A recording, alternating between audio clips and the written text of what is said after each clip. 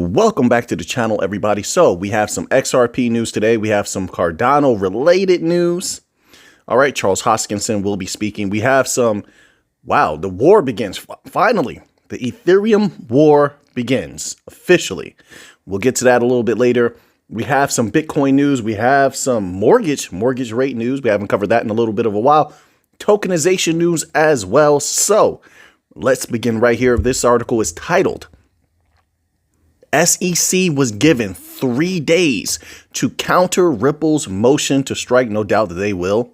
My humble opinion, they will. They have, like, when you're at that level, any of these big money levels, you have stuff loaded up already. It's ready to go. It was already prepared. All you're doing is waiting for the time where you have to use that particular weapon. But it says this. Let's scroll down here. It says on Thursday, defense attorney James Fallon shared the latest updates from the ongoing SEC versus Ripple case by saying, says, quote, Magistrate Judge Netburn has entered a scheduling order regarding Ripple's motion to strike new expert materials the SEC submitted in support of its motion for remedies and entry of final judgment, unquote. According to the scheduling order, Judge Sarah Netburn granted the SEC until April the 29th to file a response to Ripple motion to strike. Judge Netburn granted Ripple 3 business days after the SEC opposition brief to file a reply. The court briefing schedule does not relate to the timing of the SEC response to Ripple opposition brief. The briefing schedule relates directly to the Ripple motion to strike. Ripple filed the motion to strike on April the 22nd. Requesting the court to strike new expert materials supporting the SEC opening brief. Ripple argued that the SEC included testimony from Andrea Fox without disclosure of her identity and testimony during discovery. Andrea Fox is an accountant in the SEC Enforcement Division. Fox examined Ripple's financial statements and other materials to support the SEC's case for a $2 billion penalty.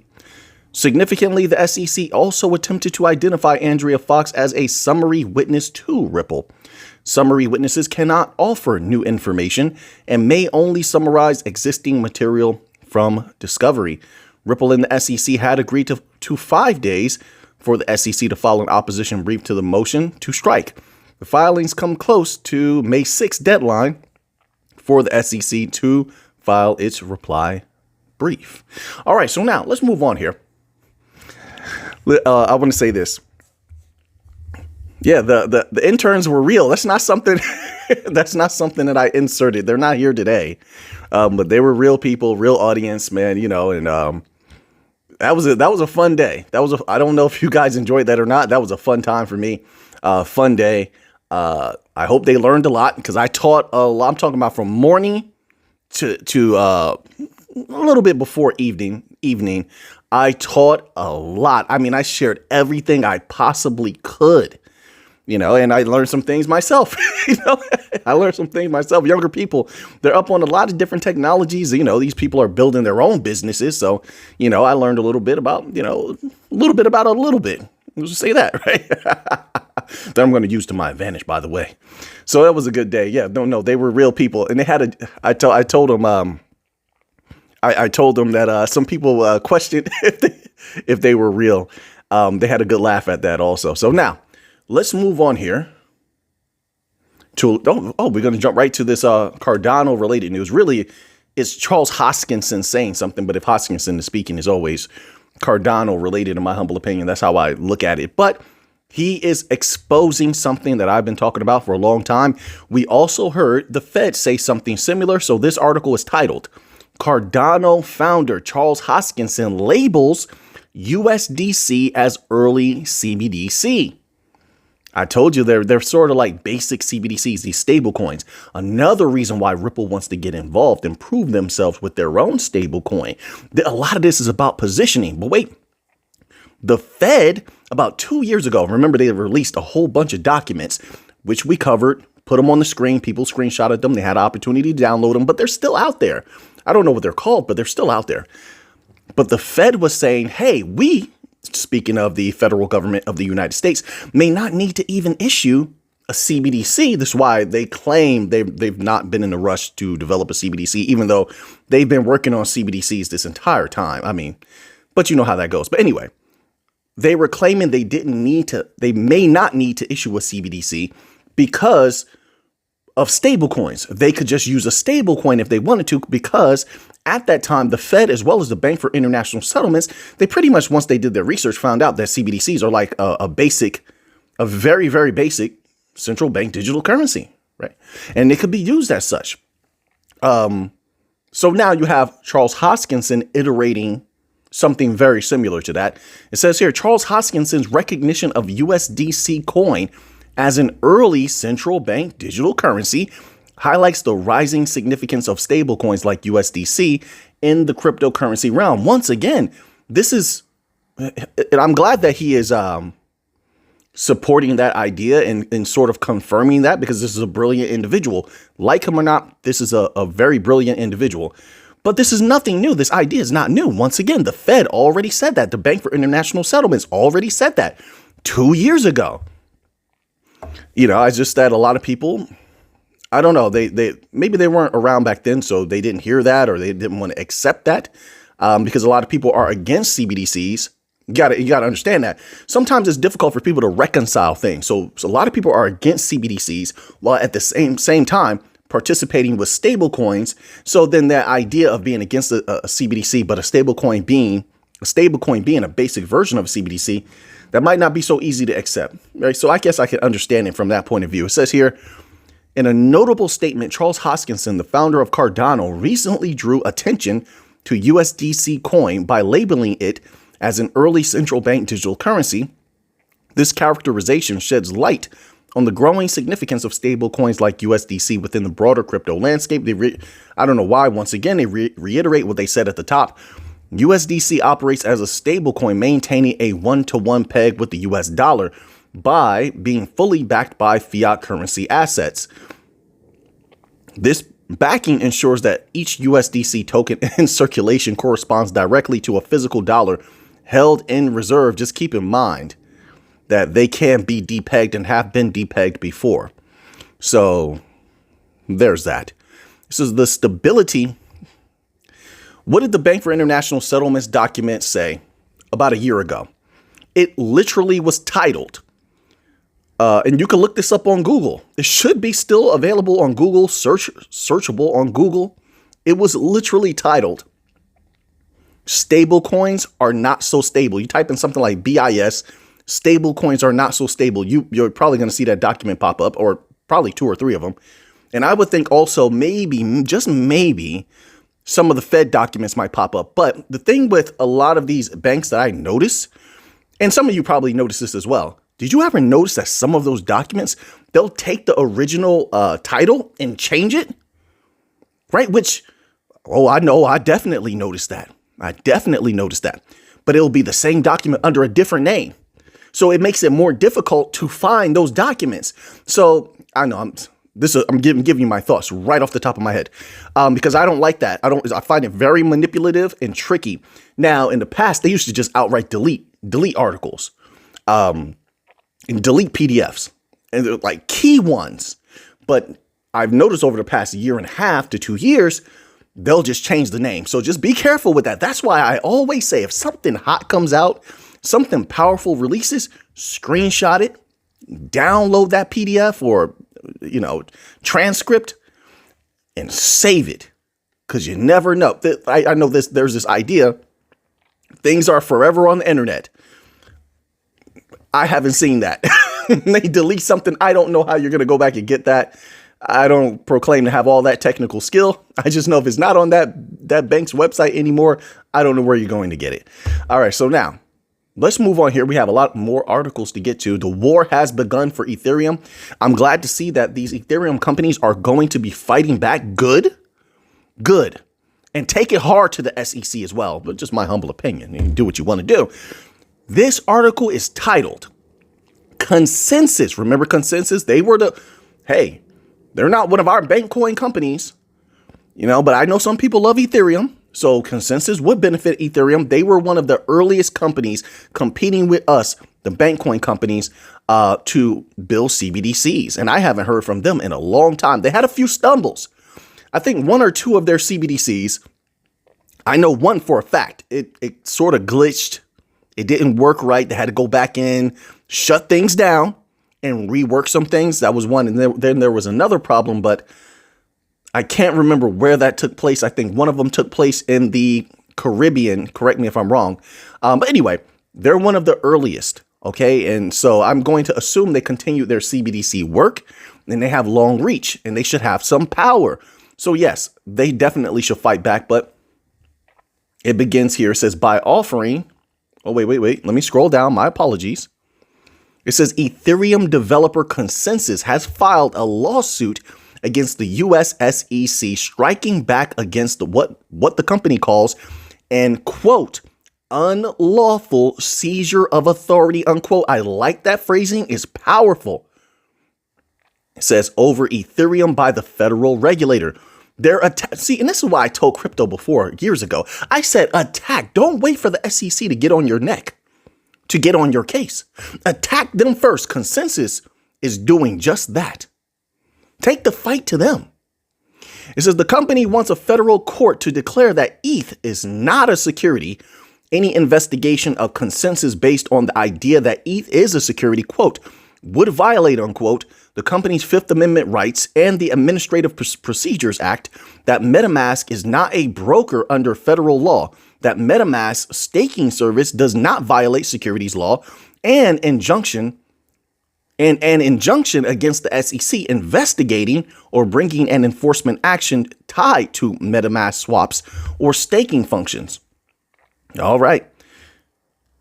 It says in the complaint filed Thursday against the SEC, all 5 of its commissioners, Consensus revealed, it received a Wells notice from the SEC on April the 10th, indicating its intention to bring an enforcement action against the company for violating securities laws via its MetaMask wallet product. Well, we know the SEC is going after all of Ethereum, so that was going to happen sooner rather than later. This is Consensus denies that it acts as a broker because it doesn't. I mean, this is my humble opinion. And like I said in the beginning, we learned a lot about Consensus and how they function. And they don't. Just from what I've seen, folks, just my humble opinion. I am not a lawyer and I'm not a technical expert, so I'm, not financial advice. It says here, I decided to slip that in there, right? Consensus denies that it acts as a broker, stating that the wallet is, quote, simply an interface, unquote, and, quote, neither holds customers' digital assets nor carries out any transaction functions, unquote. And that's what it's supposed to do, right? It says here, the complaint adds that the SEC's encroaching authority over Ethereum goes against its own past statements that the cryptocurrency is a commodity. I knew that was going to bite them in the rear end. I knew it. I knew that was going to come back to get them. Their hypocrisy is going to bring them down, and Consensus knows it. Go get them, Consensus. I'm rooting for all of crypto versus the SEC. Home team. If we don't get along within each other, we can handle that later. That's not even worth talking about. But when the enemy that's not even a part of our community circle, is not a part of crypto, comes against us, we stand together and we take that enemy down. Go get them, Consensus. Go get them, Ethereum. See, I'm not going to be a hypocrite where I didn't like when people came against XRP and people came against Stellar. People came against a lot of these utility coins from within the crypto community. No, I don't support that then, and I'm not going to be a hypocrite now and then go against Ethereum just because Ethereum and Vitalik, took umbrage to a lot of things that had to do with XRP, and Ripple made a lot of statements that weren't so kind. Doesn't even matter. Put egos to the side, put all that nonsense to the side. Go get them. Win Ethereum. Anybody else who's going against the SEC, I hope you win as well. Simple as that. And be successful. Not that hard to say that, right? Now, let's move on here. We'll try to stay up to date on that there. So now, here we go. Are things about to explode? Are things heating up? I don't know. I'll tell you what, I'm ready. I'm ready for whatever comes. This article is titled, Giant Buy Signal? ? Crypto whales transfer $1.3 billion to Coinbase. Uh-oh. We'll see what happens. We'll see. Crypto analysts believe large transfers could have a quote unquote big impact depending on where the capital is getting deployed. Wait a minute. We're going to read this article, but you don't think a lot of that is going to go to buy the Bitcoin dip? You don't think so? And maybe some of those other top cryptos that the price has been down greatly to ride that wave as everything goes nuclear at some point in the next few months? Because I do. This is my humble opinion. It says a total of $1.3 billion of USDC coin in transfers from apparent whale addresses to crypto exchange Coinbase on Thursday could potentially be a, quote, giant buy signal, unquote, for Bitcoin and Ether, according to market observers. If they go up significantly, everything else will go up as well. Quote, USDC moving on to exchanges is a giant buy signal. As the saying goes, the internet money printer goes burr. Okay, all right. Who says that? Who said that? This is unquote crypto trader blockchain main. No, wait, crypto trader. Listen, I like that name. See, I'm old school. People won't understand that. Blockchain main. Listen, that, you know, when I hear main, I think about Gucci Mane. Who's the other? There's others, and shame on me. I can't remember the others. Gucci Mane. Who was the other? There's other mains that came out even before Gucci. Was it OJ the Juice Man or OJ the Juice Mane? I can't remember.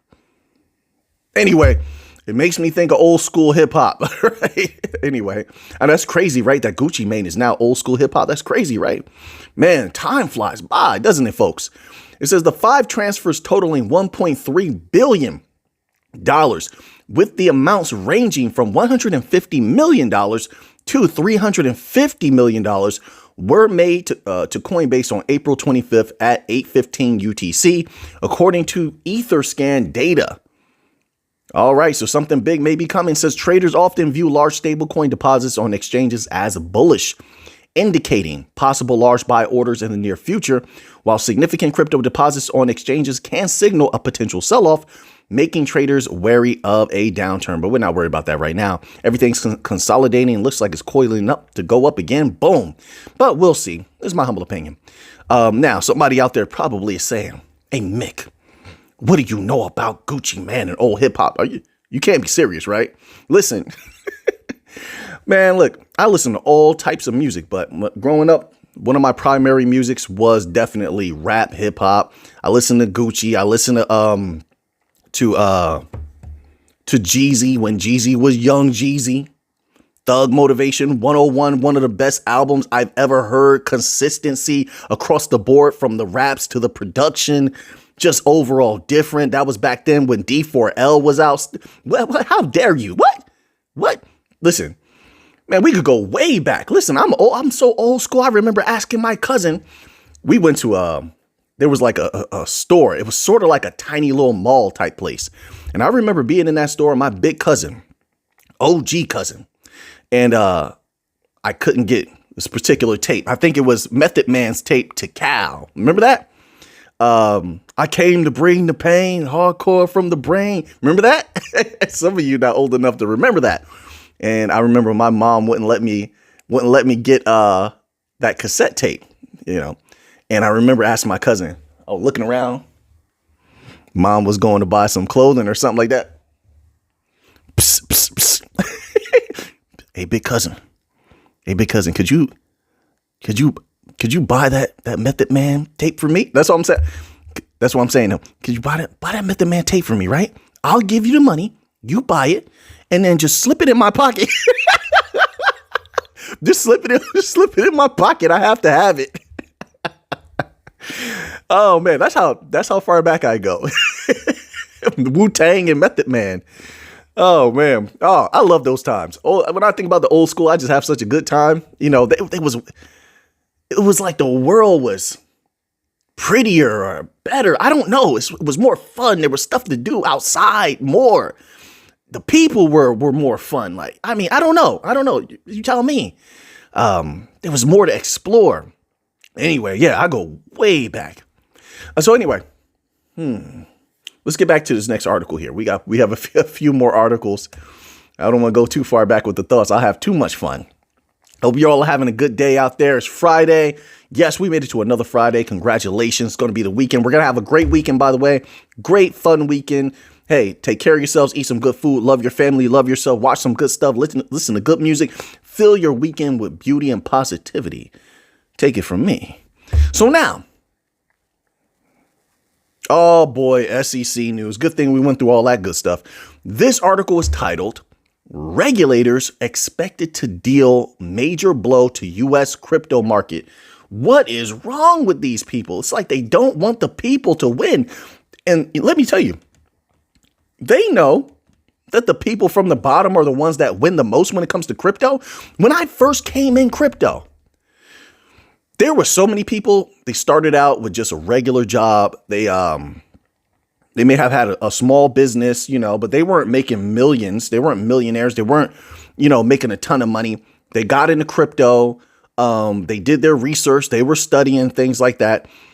And they hit it big with crypto. All those people rose up and then they helped other people. I saw them help their family members, other things, and lifted their people up. So what I'm trying to say is these entities, they don't want the regular people rising up. That's why they're trying to hold us down. That's why they've been holding down the bank coins. I promise you that's what it is. They don't want you rising up and building successful companies, competing with them because they can't compete with you. They don't have your hunger anymore. I can't say anymore. I don't know if they ever had hunger. They never had real competition, but they don't want your type of hunger battling with them. Your type of creativity. They can't match your creativity. They can't.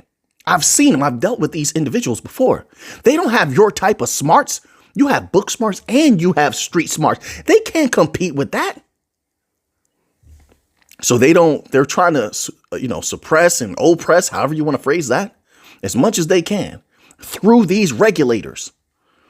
Anyway, let's read this little tidbit here. It says the SEC is now expected to deny applications for institutional Ethereum products, hoisting a roadblock for the second largest crypto asset. Yeah, because they're getting ready to probably take some court action. Good thing Consensus sued them first. And they know this is going to be hugely injurious to crypto. They know it. In April, VanEck CEO Jan VanEck told media that its application for a spot Ether ETF would, quote, probably be rejected, unquote, by the Securities and Exchange Commission. With a looming deadline on spot Bitcoin ETFs approaching next month, VanEck is not the only issuer worried about how SEC will act.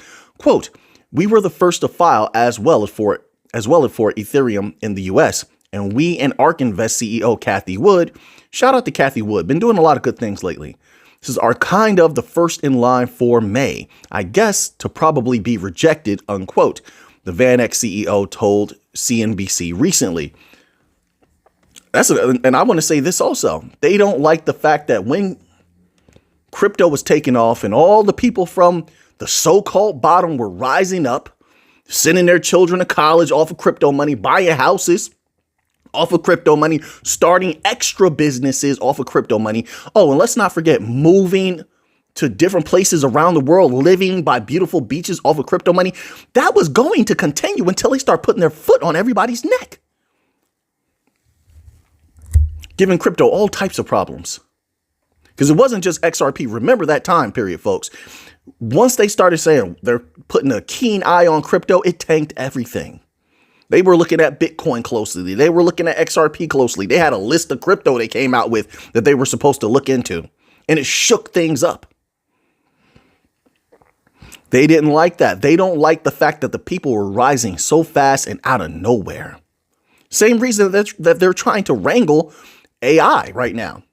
People are going crazy with AI, making business easier, is making it easier to make money, making it easier to do a lot of different things. To work remotely, they don't like that. You get more freedom, more money, more capital. And that's why it's important for people to fight for what is theirs. Fight to live a better life. It's not just going to be handed to you. But it says here, quote, U.S. issuers and other firms expect Securities and Exchange Commission to deny their applications to launch ETFs tied to the price of Ether after discouraging meetings with the agency in recent weeks, 4 people said, unquote, per Reuters. All right, let's move on from there. So now, a little fun. We'll do a little fun chapter here because I saw this and I wanted to speak on this because I never thought any of these big news websites would ever cover this film. But I was on Amazon Prime. This was maybe about 4 or 5 months ago. I don't watch movies very often. I try not to watch I don't watch TV at all. But I watch a little movie. I might watch it on my phone or something like that right before bed, but not very often. So this was about 4 or 5 months ago. And I was on Amazon Prime and I saw they had this movie called The Little Things with Denzel Washington. And not only had Denzel in it, it had Jared Leto in there. And despite how many people want to hate on Jared Leto has always been a really, really good actor. And by the way, he's also a pretty good rock singer with that band 30 Seconds from Mars. They're just good. But people hate on Jared Leto a lot, especially because of his Joker. His Joker wasn't bad. It just was different. But I like different. I don't want the same Joker every time. I don't want the same stuff every time. It gets boring. So I don't mind different. But then again, I'm different from a lot of people. And I say that because a lot of people they like to have similar thoughts. They like to dress the same, walk the same, do the same things, like the same things. It helps them fit in. I'm not about fitting in at all. I do what I want to do. I walk my own path. So anyway, shout out to Jared Leto. So I saw it had Denzel and Leto in it. And I said, wait, let me watch this. And as usual, let me tell you something. Denzel Washington movies do not disappoint. This movie was a smart movie, slow burn. The build was incredible, very intelligently put together. It's going to keep you questioning things. I promise you. It's called The Little Things. Watch this movie. If you're an intellectual, this movie is going to be really good. If you like to be a detective and try to figure things out, this movie, you're going to love it. And so it actually swerved. I can't believe I'm going to say this. I'm a very good detective. I am. And the movie swerved me in the middle. Like when I say swerved, it confused me to where I thought I knew what was going on. And I'm telling you folks, I'm observing with a keen eye. I'm trying to remember little details. When they're examining crime scenes and they're going over details, I'm examining that. I'm trying to keep in mind everybody's psychological standing in the movie, what they've been through, because they let you know some of the traumas that people been through. And I'm like, okay, I'm trying to tie certain things together, because certain behaviors and certain catalysts can lead to certain outcomes. And they swerved me in the middle. Oh, man, this was a good movie. 2 alphaneme thumbs up. Facts. Yeah, I got that from the interns. They say stuff like that. Facts. I like that. I'm gonna take it. Anyway, so now let's move on here. We have some mortgage news. We got to keep up with this mortgage stuff going on here. But, unless you know a lot about how the people are doing it in the United States and, how hard things are going to be. So this article is titled Mortgage Rates Climb for the 4th week in a row, taking, quote, the wind out of the sails of the housing market. And yet the leaders of this so-called West will say the people are doing well. The people are happy. Yeah, some people are happy, but there's a lot of people that are struggling. And, I believe their government should definitely step in and help as much as they possibly could. And listen, the governments and the corporations are pretty much one. They're pretty much one. We'll get into a lot of other stuff later. It says mortgage rates rose for the 4th week in a row and yet another blow to housing affordability. You know what I was going to say before? It doesn't help with these giant companies buying up all the single family homes and then turning those into rentals. That doesn't help. And then the rents on these rentals are astronomical on things that are just puzzle houses. I can't believe they just throw these houses together. They're not worth that money. They're not old built houses with that strong wood. You know what I'm talking about? That strong wood and that good architecture. It's a work of art. You know what I mean? They're not that. They're these generic houses, 30 of them in a row. They all around the streets, blocks, whatever you call those things. They all look the same. And then they jack the prices up. That doesn't help. But anyway, Mortgage rates rose for the fourth week in a row and yet another blow to housing affordability. The 30-year fixed rate mortgage rose to an average of 7.17% as of April 25th, according to data released by Freddie Mac FMCC on Thursday. That's up 7 basis points from the previous week. 1 basis point is equal to 1/100th of a percentage point. All right, so now let's see. Oh, we have just one. We made it. We have just one article left. That's it. Then I move on to making the members only video. So here's a little Chainlink related news about tokenization. You know, they're all about tokenization right now. This article is titled Tokenization's Next Phase Requires Real World Data Integration. This is from Chainlink. Chainlink Labs director of capital markets said that enhancing tokens with real world data could unlock better applications than traditional finance. Without a doubt. I agree with that. Researchers from the blockchain oracle platform Chainlink believe asset managers have a, quote, sizable, unquote, opportunity to jump into tokenization as financial asset infrastructures continue to go digital.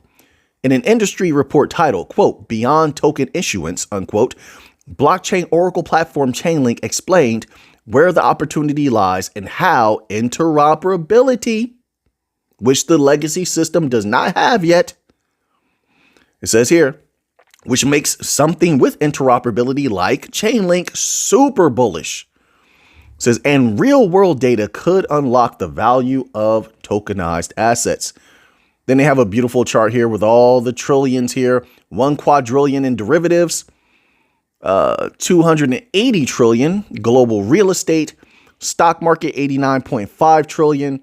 Beautiful, beautiful chart. Global trade looks like 28 trillion. My apologies. The numbers are very small and the letters are small. Gaming industry, 200 billion. I know that's a lot of money, but when I look at all these trillions and then you have the quadrillion derivatives, I don't care about gaming at all. Let's take everything else. How about that? Leave gaming to itself, but they're not going to do that. They're going for gaming as well. We've already seen their attempts at it. The report laid down the potential benefits of tokenization for asset managers. There's every benefit in the world for them. Makes everything easier and better and brings in more money, saves money. This includes unlocking dormant capital, giving assets greater availability, and creating novel revenue models.